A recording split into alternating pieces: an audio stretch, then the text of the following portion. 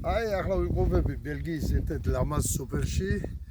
ახლა ნახეთ როგორა მოვლილი ყველაფერი. როგორა აბსოლუტურად ყველაფერი მოვლილი. აგერ დაანახე რა ბუნება და აი ახლა ეს არის სოფლის საკუთრება. აღანი ახლა ბელგიის მეფე პრემიერ-მინისტრი კი არა. მამაზეციერი რო ჩამოვიდეს. ამას ვერავინ ვერ წაართვევს. ვერავინ 9 სართულიას ვერ წამოჭიმავს და ახლა კალაძე შეიძლება აკრაჭუნებს უკვე კბილებს რაფრე ჩადგას ახალე 16 სართულიანი რა.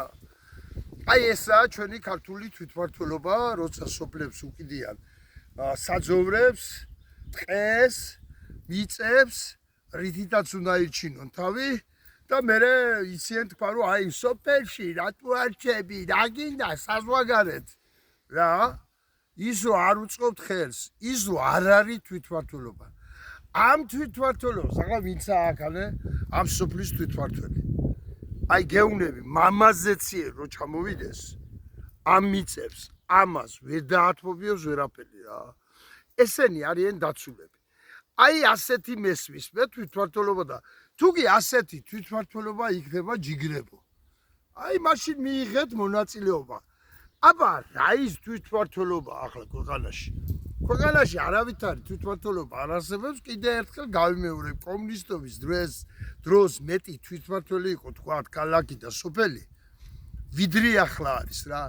ისეთი მკაცრი ცენტრალიზირებული ხელისუფლება და რომელ თვითმმართველობაზე მეუბნებით. მე სოპარტიიდან დაურაკებთ და 400 კაცს რო ჩამოვაყვანებთ თბილისში აქციისთვის. ესაა თვითმმართველობა?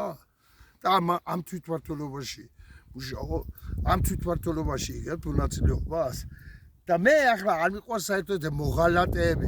ნამდვილად ავთვლი ახლა იმგეს მოღალატეებად ასე დაპირისპირება ნამდვილად არ შეიძლება, მაგრამ მე ვთვლი რომ დანარჩენი პარტიებიც რომელიც ამტკიცებს რომ აი არ უნდა მივიღო მონაწილეობა. დაალებეთ საერთოდ ამ თემის განხილვას უნდა ჩვენ ბავშვობაში იყო ასეთი ნათქვამი რა. უნდა და შეეცი თუ გინდა პროჩიო. აი უნდა. მაგრამ შენ ახლა იმის მტკიცებები რომ აი ეს თურმე ამას გამოიწევს. დაანებეთ ამას ყველაფერს. საერთოდ ეს თემა გააქვთ რა. გააქვთ ბიჭო და ეს აწყობს ბიძინა ივანიშვილს. და ქართული ოცნებასა დაიწყეთ ლაპარაკი როგორ უნდა ჩამოაგდო დედა აფეთქებულები. ნუ აქცევთ ყურადღებას. მადლობთ ყურადღებისათვის. ცეცხლი ოლიგარქიას.